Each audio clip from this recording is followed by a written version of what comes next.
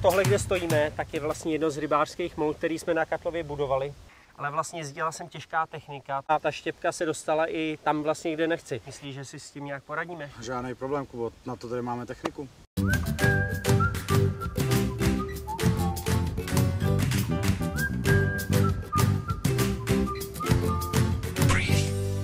Já jsem spoukával tak maximálně listí, co jdeš uklízet.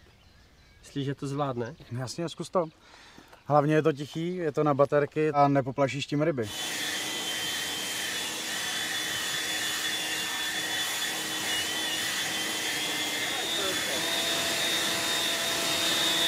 Ale co když tomu dojde baterka?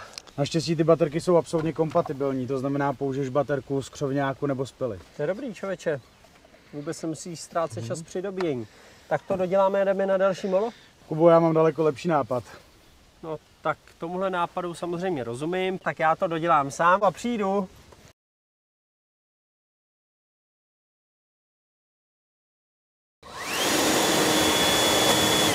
Teď ti to hoří. Wow.